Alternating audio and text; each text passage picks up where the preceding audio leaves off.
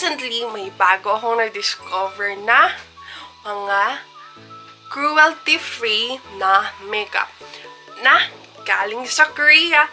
Fan ka rin ba ng K-drama, K-pop, at ng K-variety? Lalong-lalo na ng isang BTS, diba? So, make sure to stay tuned to this video para makita ang aking Yesstyle haul! So, hello! So, ang aking mga napamili sa Yesstyle is about $30 yata yun.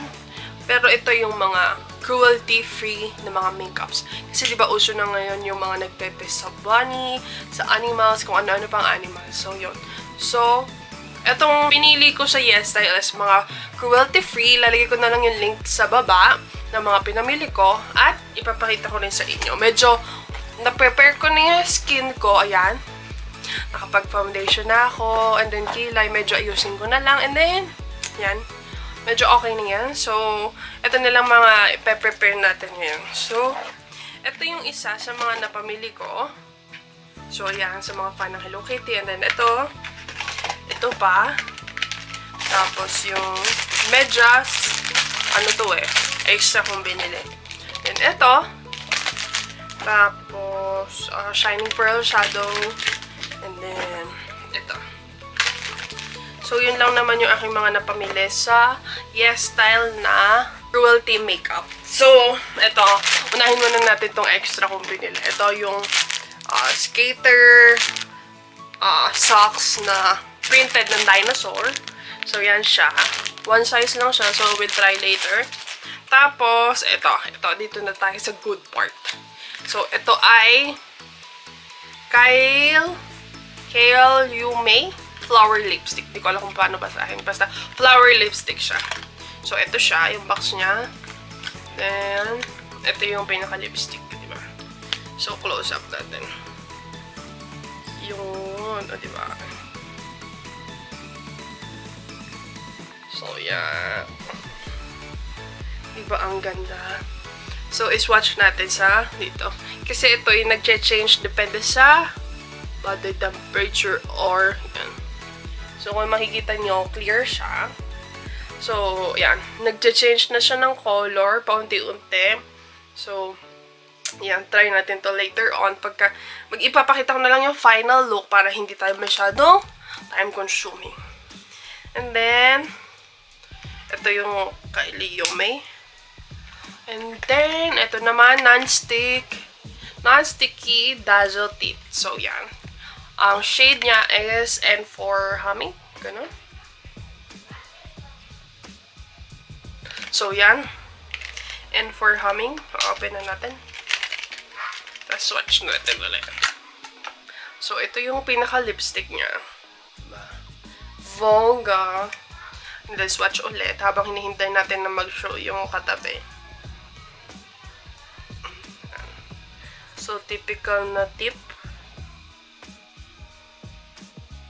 And then, pigmented naman siya. Pigmented siya, super. So, yan. So, medyo try natin kung mabe-blend. Amazing. So, yan. So, itong part yung hindi ko pa binblend. So, ito yung medyo blended na. So, kung makikita nyo, ito na yung lumalabas na yung color ng flower lipstick kanina. Ito. Tapos, next is Dazzling Eye Glitter. So, medyo hindi siya powerful ng katulad ng mga eyeshadow. Ganon. So, pero ito yung shade. Yan. Not pink. Not pink daw yung shade. So, ito siya. So, maliit lang yung tip.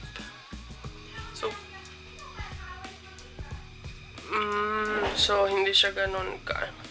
So, pwede siya sa eyelid ng konti. Pero hindi siya ganun ka powerful katulad ng eyeshadow. So, next is itong Cotidal na Hello Kitty. In shade ng Frozen Peach. So, close up nito.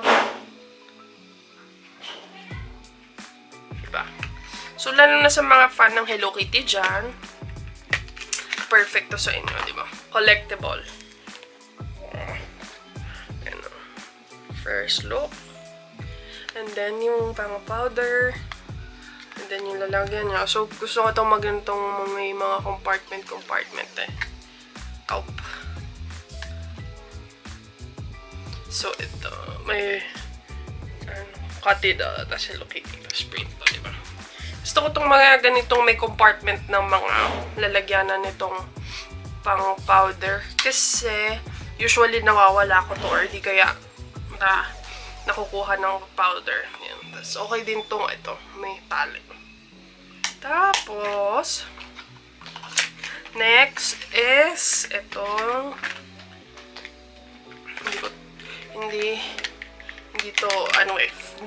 hindi ako familiar sa ganito eh. Yung eyeshadow stick din ng Caradium. Ayan. Tapos shade ng hindi ko alam kung mabasa eh. Ice Pink 02. Yan. Ice Pink na 02. So, ganito yung itsura niya. Tanggalin lang yung cover. And then, twist. Oh.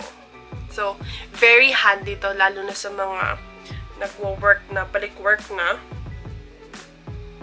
So, ito siya. Yan. O, diba? Para lang siya yung eyeshadow. So, yan. So, medyo kapalan mo na lang kapag feel mo ganun. Medyo, gusto mo powerful yung sa eyes mo. And then, ito. Yung sa eyeliner. So, itong eyeliner kasi is, shade pa. So, yan. Yung tip. Hindi ako masyadong nagamit kasi ng eyeliner. Isan lang.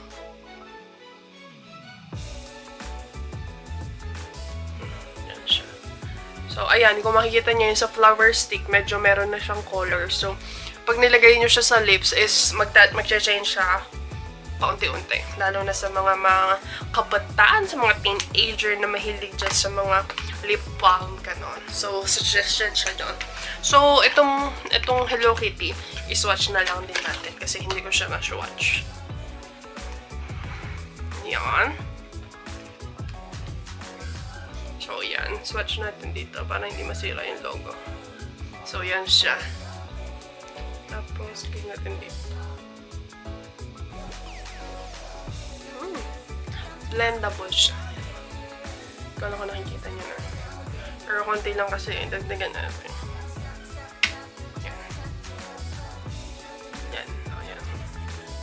So, ito yung flower stick, then yung dazzle tint, then yung eye shimmer na glitter, and then yung eyeshadow, then eyeliner, then si Hello Kitty. So, ito yung aking mga recent na mga pinamili sa Yesstyle. So, make sure na i-check nyo sila sa description at para magkaroon ka ng discount, lalo na kung mahilig ka rin sa mga makeup, ganito, ganyan, is gamitin mo yung itong code nito. IPMY Knox. IPMKNOX. So, ipapakita ko na sa inyo yung final look in a bit. So,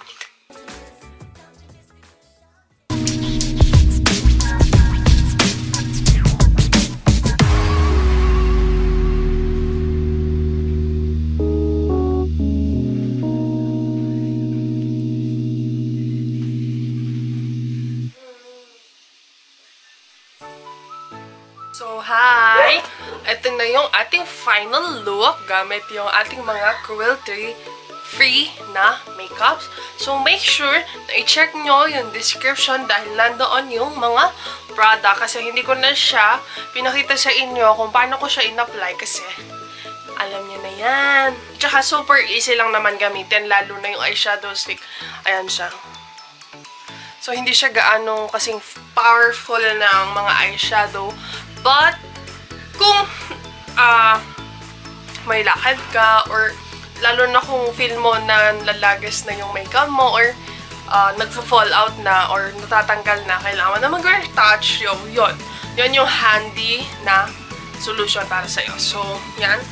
So, itong medyo hairdo ko ngayon, medyo maayos-ayos na ng konti. So, medyo ayusin ko na lang. I-ayos ko na lang later on. But yun, make sure na mag-subscribe, like, and comment kayo para lagi kayong updated sa aking mga kalokohan. See you!